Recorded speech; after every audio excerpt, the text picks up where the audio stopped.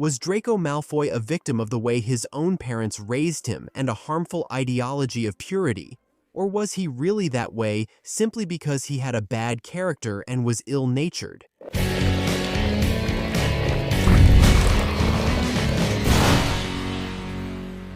Hey there, wizards! How's it going? The actor Locke Pratt, who will play Draco Malfoy in the Harry Potter series, has been talking for a while about the character in short interviews, and some of the things he said have raised very valid questions among fans. Will Draco Malfoy be romanticized in the series to the point where we start seeing him as someone to feel sorry for? After all, he has despicable attitudes. He's an easily hateable character, and I include myself among those who hate him. I really feel a lot of anger and hatred toward Draco throughout the story. But that's not all I feel for him, no. Especially as I got older, with more maturity, I look at some moments in the story, especially the Half-Blood Prince storyline, and I feel a certain pity for Draco at times, but not enough to erase the hatred I have for him in so many other moments. But let's see what Locke Pratt is saying. In one of the interviews, he described Draco as a much more complex and human character than the image presented in the movies. According to him, in the movies, Draco is kind of two-dimensional. He's the arrogant and mocking villain. But he, Locke, feels that there's much more to Draco. And he states that the series wants to explore exactly these layers. And then Locke says, he definitely has more layers, and you need to understand his motivations. Well, here I don't disagree at all with what Locke Pratt said. When he's talking about the character being more complex and more human, he's not using human to say, oh, he's good, there's some kindness in him, and that he's only acting this way because his parents want him to be like this. No, it's just that we usually associate the word human with good things, right? Like, oh, that's so human. But no. It's not in that sense. The human he's talking about here is more real, right? More about being real than anything else. And proof of that we associate the word human with good things, like humanitarian, with good things. It's that you can notice that when this happens in the real world, when a crime happens, something very shocking, very repulsive, we usually say, that's not human, that's monstrous. We take away some of the weight, when in reality it is human. It's part of being human. Human beings are capable of doing terrible things. Anyway, to me, that's the sense of human that he's talking about, you know? Of being real, of a character having real weight. And I also agree with the part where he says Draco in the movie is kind of two-dimensional. After all, the movies didn't have time to explore the depth of things, you know? We have Draco there falling apart inside, starting from the 6th movie, right? With the mission to kill Dumbledore. But that's it and it's over. But there's a lot more to see. There are many more layers there, right? He's really a complex character. I'd say not as complex as Severus Snape though. But still, there's a certain complexity to him. Those are definitely layers. If Draco were simply a killer, then he'd really just be bad. He would have gone there just to kill Dumbledore, and that would be it. But that's not what happened. It's clear he can't do it. And then, Locke Pratt also said that for him, understanding Draco requires looking at the psychological and family pressure that shapes his actions. Draco is loved, he says, right, but he lives under this horrible and suffocating family pressure. This idea also comes up when the actor says that Draco is not exactly who he would like to be, suggesting a character divided between his true self and the expectations imposed by the Malfoy family. In addition, Locke also pointed out that the series will allow the audience to see Draco at home within that family dynamic. That will help us understand some of Draco's motivations and internal conflicts, and that maybe it would even be possible to feel a certain sympathy for the character. So, I ask you, is it possible to feel sympathy for Draco right at the beginning of the story? And this is the point here. This was one of the main points that people already brought up. Oh no, let's romanticize. Let's make Draco look like a poor thing. Honestly, I don't think that's going to happen. And throughout this episode, I'll explain why. There are some very interesting things that Locke says here. He talks about the character being loved, but living under this family pressure, which is something horrible, absolutely suffocating. And I saw a lot of people tearing this apart, like, no, Draco didn't live under any pressure. No, he was super spoiled, had everything he wanted. Really, he was super spoiled, had everything he wanted. So much so that he starts the sentence by saying he is loved. It's not that he's not loved, he is loved. He's spoiled, he has everything he wants, but he also lives under this pressure. Especially from his father, Lucius Malfoy. And then he talks about this family dynamic and what Draco is like at home, and that this will help us understand the character's motivations. What he's saying isn't like, wow, let's understand the motivation and everything's fine. It's not like, oh, now we know why he's like that, poor thing. No, it's not. Understanding motivation doesn't mean agreeing, right? It doesn't mean, oh, now it's all explained. Like, oh, he did this because of that, so it's all good. No, that's not really how it works. Understanding the motivation just adds more depth. For the character, it doesn't mean everything he does is okay, or that he's just a victim. We see very few of these family moments with Draco in the movies, right? We have that in the Chamber of Secrets movie, even in deleted scenes, his relationship with Lucius, when they're at Borgin and Burke's. And later, we end up seeing a bit more at Malfoy Manor. In the last movie, when Narcissa lies to go find her son, that's when we get a sense of the scale of everything, right? The weight of it all, of these Malfoy family relationships. But there are moments in the books that really prove the family pressure that Draco actually faces. Look at Chamber of Secrets, right at that moment when they're at Borgin and Burke's. This part here. Can you give me that? Draco interrupted, pointing to the withered hand on the cushion. The hand of glory, said Mr. Borgin, abandoning Malfoy's list and hurrying over to Draco. Put a candle in it, and it gives light only to the one holding it. The best friend of thieves and looters. Your son has excellent taste, sir. I hope my son will become more than a thief or a looter, Borgin, said Mr. Malfoy coldly, to which Mr. Borgin quickly replied, No offense, sir. I didn't mean to offend. But if his grades don't improve, said Mr. Malfoy even more coldly. Maybe he really only has talent for that. It's not my fault, retorted Draco. All the teachers have favorite students, that Hermione Granger. I thought you'd be ashamed if a girl who doesn't even come from a wizarding family beat you in every exam, Mr. Malfoy commented harshly. I think this moment in the book is pretty self-explanatory. It's very clear that Lucius treats Draco, especially when it comes to surpassing others, in a very cold and even somewhat humiliating way, right? Let's agree, he's saying this to a child. Many times people talk about Harry Potter characters as if they were adults, with fully formed personalities.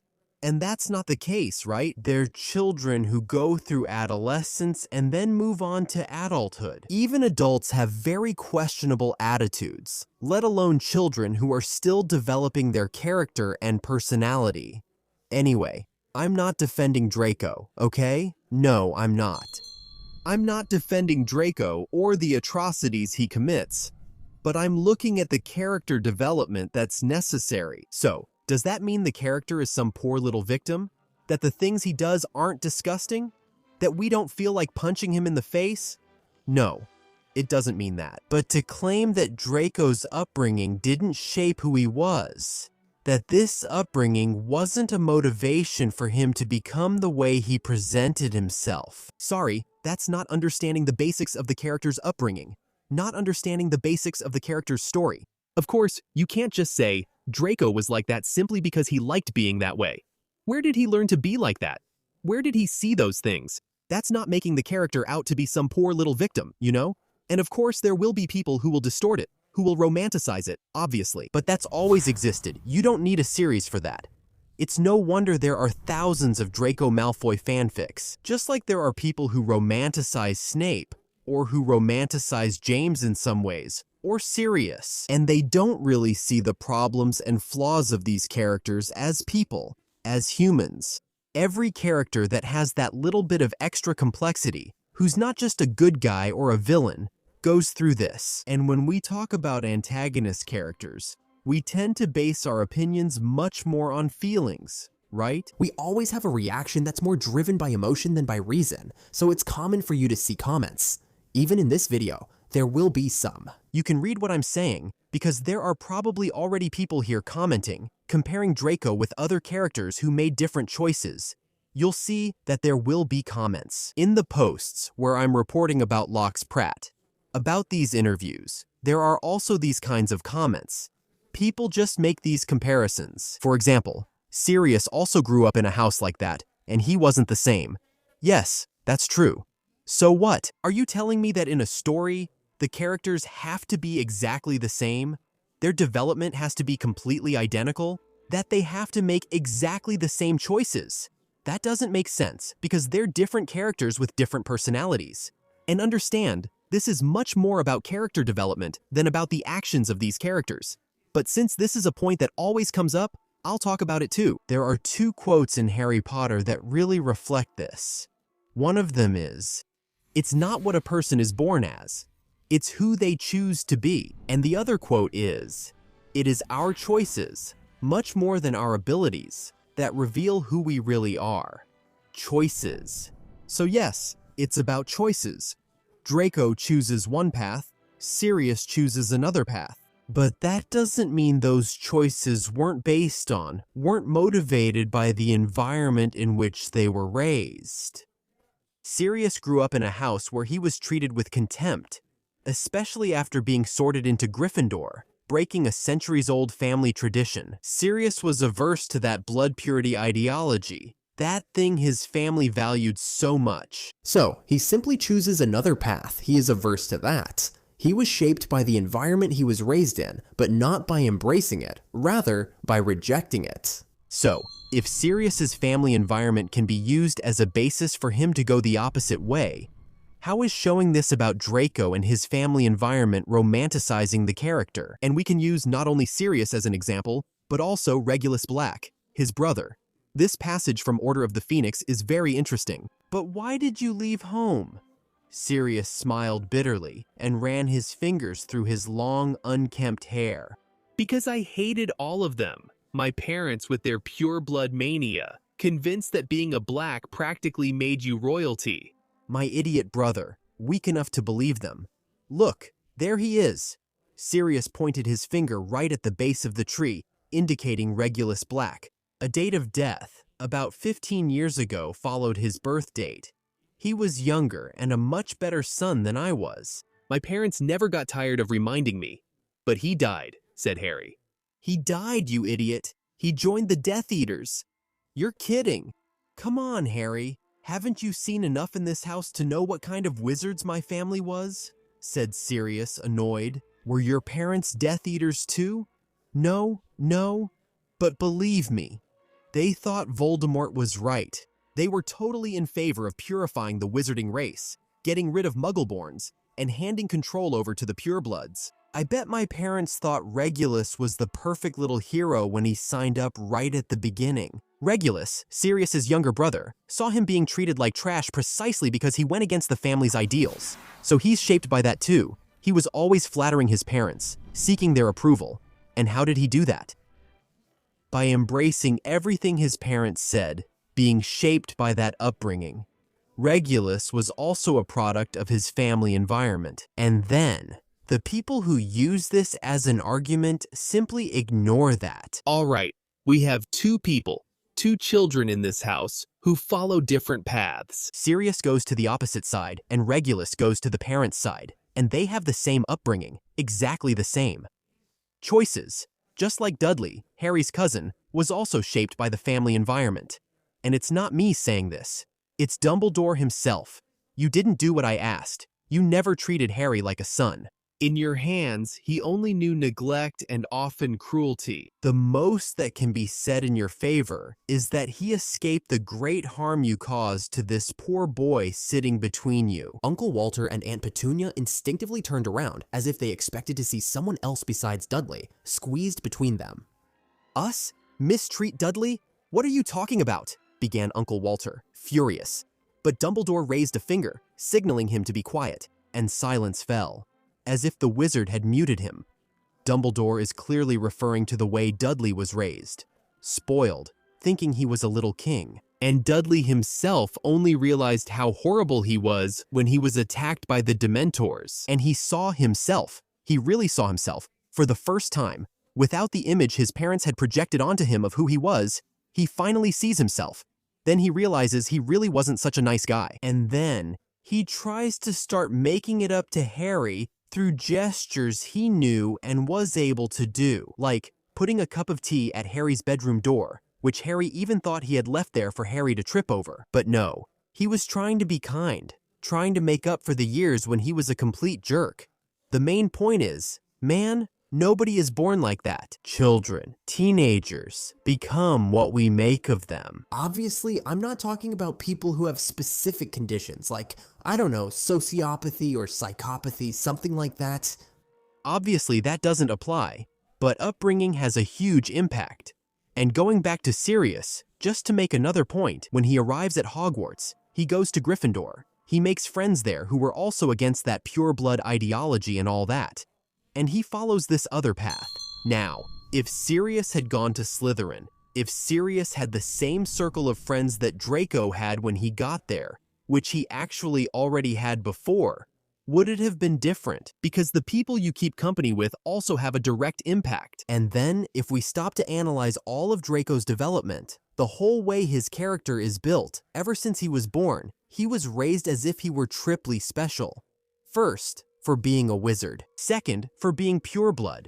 Third, for being a member of the Malfoy family. And then, he grows up in an environment of sorrow, since the Dark Lord didn't succeed in dominating the wizarding world during the First War. And then, he grows up in this circle, where it's very clear that these feelings can't be expressed outside that intimate bubble, because otherwise his dad could get in trouble, and all his contact, his childhood, was with children of Death Eaters, who were friends of Lucius, purebloods. So, when he goes to Hogwarts, he already has a whole worldview, an opinion that's completely based on what his parents taught him. Different from Sirius. Yes, because they're different characters. Like any other child that age, Draco had already heard about Harry, obviously, and many theories were circulating, especially among the former Death Eaters, about Harry being a powerful dark wizard. And that's why he defeated Voldemort, and then he was banished from the wizarding world. And there was speculation about the day he would return to take over and give power to the purebloods. Lucius, in fact, really believed in that theory. And then, Draco, knowing he wasn't doing anything his father would disapprove of, goes there hoping to bring back some very positive news, when he realizes that the one who was on the Hogwarts Express is Harry.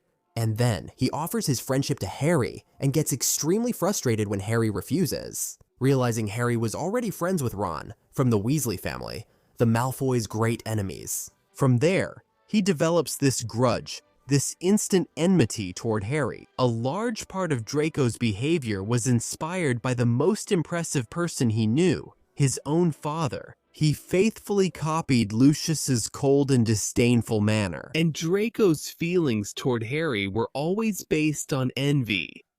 Although Harry had never sought fame, he was undeniably the most famous person at Hogwarts, and very well liked too. This naturally bothered Draco, who was raised like royalty.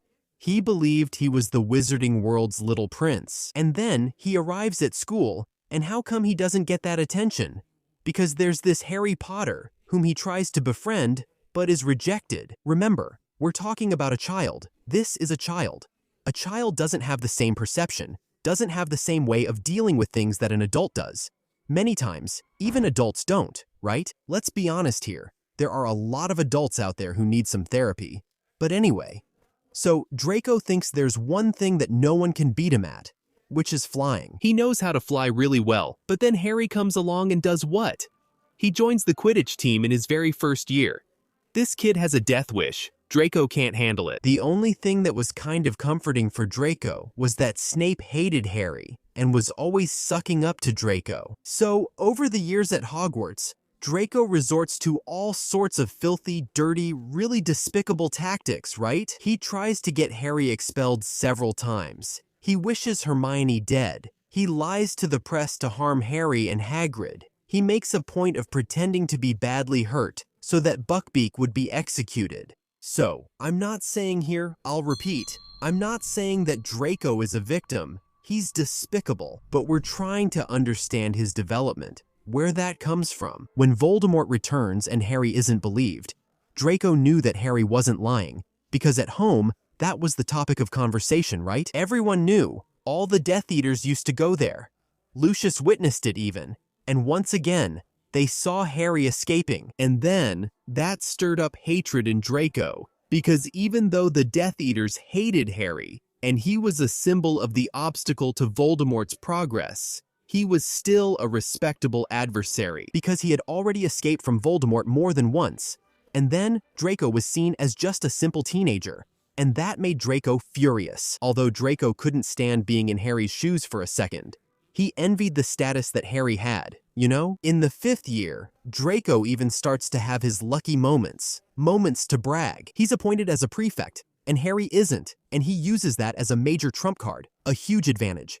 He also gets in the good graces of the Inquisitorial Squad with Umbridge. And he loved knowing that Voldemort had really returned. He loved knowing this secret, right? That Harry was trying to tell the world that he had returned, and the government was denying his return. And Draco felt very important for being in that inner circle, knowing that it was really true. But then, at the end of the 5th year, Draco's world simply falls apart, because the Malfoy family loses all that prestige.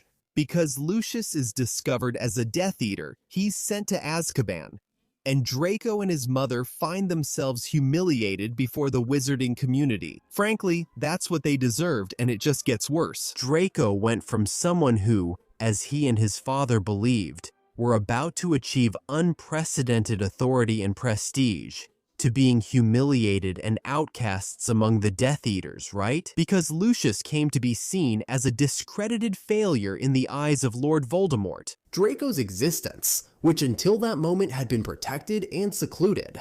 And until then, he had grown up as a super privileged little boy who had no worries, secure in his status in the wizarding world, into a fatherless situation where his father was in Azkaban, his mother desperate and frightened, and he simply started taking on responsibilities that he was never even prepared to handle. And the worst was yet to come, because Voldemort, to punish the Malfoys, used Draco himself by giving him an impossible mission. He was sure Draco would fail. The mission was to kill Dumbledore. Draco, furious with the world that suddenly seemed to have turned against him, against his father, his family.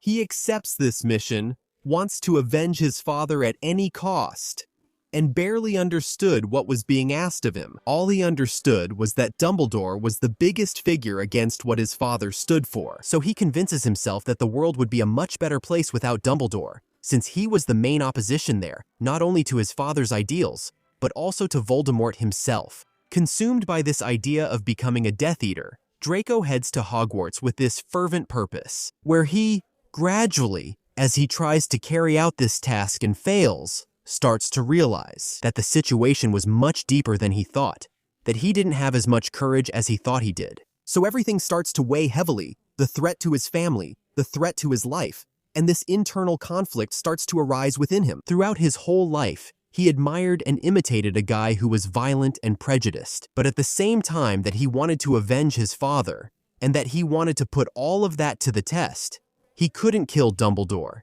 He didn't have that courage. As Dumbledore himself says, killing is not as easy as the innocent believe. And Dumbledore himself says to Draco, "You're not a killer, Draco." Even faced with a weak Dumbledore, without a wand, Draco found himself unable to carry out that task, unable to kill Dumbledore. And even though he couldn't do it himself, he was also touched by Dumbledore's generosity, by Dumbledore's kindness in offering him help. So all of this explodes inside him. Wait a minute, the guy who simply represents the failure of everything I've always believed in until now, who's simply the enemy, my father's #1 enemy, who represents everything that's backward according to the pure blood ideology. He's the guy who's being kind and reaching out, offering me help, offering protection for me and my family. Draco is breaking down. At this moment, he's simply breaking apart inside. And then, obviously he can't, right? Kill Dumbledore. Snape is the one who finishes the mission, but Snape goes there and gives Draco credit in front of Voldemort. And that way, Draco manages to escape from Voldemort's punishment, because if Draco couldn't do it, Voldemort would kill him. He would kill him and his family. But Snape saved Draco, literally saved him. After this event itself, Draco's personality was completely affected and transformed. it was still conflicted, and we see nuances there, moments of Draco's duality, where he doesn't identify Harry at Malfoy Manor. He knew it was Harry, but he doesn't identify him. He doesn't say it. He chooses not to say it was Harry. And in the Battle of Hogwarts, he goes there and tries to catch Harry, to corner Harry, to hand him over to Voldemort. Whether he would actually manage to hand him over is another story. Seeing everything he's done so far, he couldn't kill Dumbledore, who was unarmed.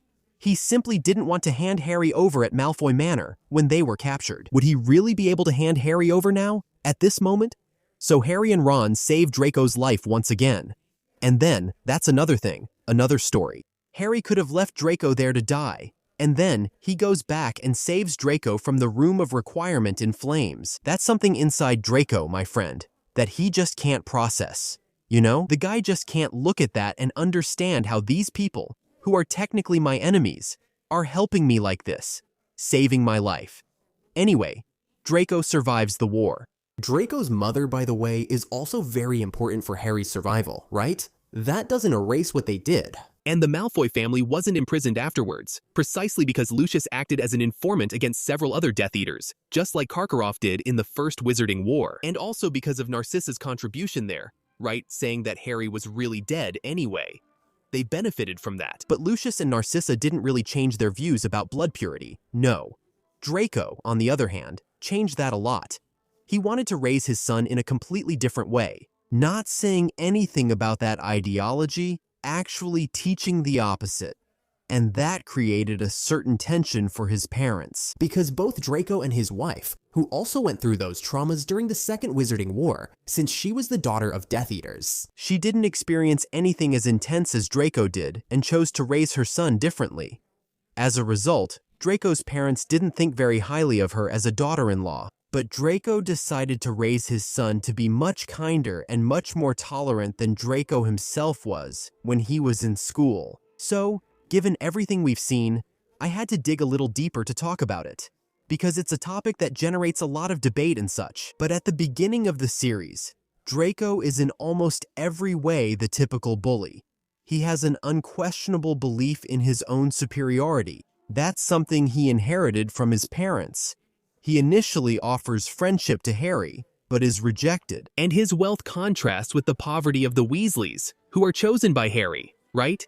And he uses that to humiliate them as well. There's an interesting fact, because the fact that Draco is an Occlumens, according to the author herself, says a lot about his upbringing and his personality. Harry wasn't good at being an Occlumens. Dumbledore says that one of Harry's greatest powers was his ability to feel and show emotion. To truly suffer, not hiding that he's suffering or anything like that. Harry feeling pain is an essential part of who he is. He even says, suffering is as human as breathing anyway. But Draco, he withdraws. And he's good at occlumency because of that. Because he's good at withdrawing.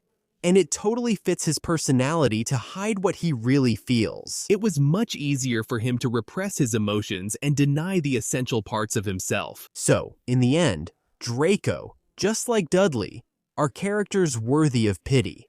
That's what I meant. At some point in the video, I said that at certain moments I felt sorry for Draco, because he really is worthy of pity. No, that doesn't cancel out the hatred we feel for him. It doesn't. But he really is worthy of pity. Being raised by the Dursleys or by the Malfoys was a very traumatic experience. Draco goes through terrible ordeals, and all of this is a direct result of his family's misguided principles. However, the Malfoys have a redeeming quality, which is love. Not love for others, but they love each other. They love each other a lot. Draco is motivated by the fear that something might happen to his family, whom he loves very much, which is what he loves most in the world. Narcissa lies to Voldemort out of love for her son. It's not a question of, oh, if her son were dead, would she lie? That's not the point. Because the point isn't the attitude she had toward Harry, it's that her love for her son motivated her to lie to Voldemort. Right to his face. You understand? What's at stake isn't her, wow, how kind she is, and how she helped Harry. No, she did that for her son. Despite all that, Draco Malfoy is still a person of very questionable morals in the Harry Potter books. And many times, J.K. Rowling was bothered by the number of girls who fell in love with Draco. Because Draco has that anti-hero glamour, right? People tend to romanticize this kind of character. So J.K. Rowling had to say that Draco was not a poor thing, that he wasn't hiding a pure heart of gold underneath all that, and that he and Harry were not destined to become best friends one day. Anyway, in this same text that has this information about Draco, which, by the way, most of the things I'm saying come from this very text, okay? Just so you know, this whole thing about occlumency, about Draco closing himself off, about the family's influence, all of that comes from the text written by the author herself. I'm not making this up to make you believe that Draco is a poor thing. No, no. But in that same text, J.K. Rowling says that the core of Draco's wand, which was unicorn hair, represented, in a way, an unquenchable goodness in his heart. And she even says this in a humorous way in the text, like, running the risk of reigniting wild fantasies about Draco, who had that spark of unquenchable goodness in his heart. So it's not like, oh, poor him. My God, Draco was such a poor thing. No, he wasn't. Draco is despicable. His behavior is despicable. But when Lox Pratt gives these interviews and talks about these layers of the character, about seeing the family relationship, about understanding the motivations, that's exactly what it's about. He's understanding the character much more than those who say it has nothing to do with it. And look, he's only 14 years old, man. So, I don't think the series is going to romanticize Draco, but it will definitely go deeper into the character. Romanticizing is what they did with Snape in the movies. In the movies, Snape is a sweetheart compared to what he is in the books. But I also admit that I'm afraid they might romanticize the characters in the series. I have that fear. I don't want the characters to be romanticized. I want them to be explored in depth. Yes. I want them to have weight. Yes. And that their actions aren't softened. That would be romanticizing. Understanding the depth of a character isn't romanticizing, guys. But what about you? What do you think? Comment down below. Your opinion is always very welcome, as long as it's respectful, of course. Leave a like if you enjoyed the video, share it if you want, and I'll see you in the next episode. Until then, mischief managed.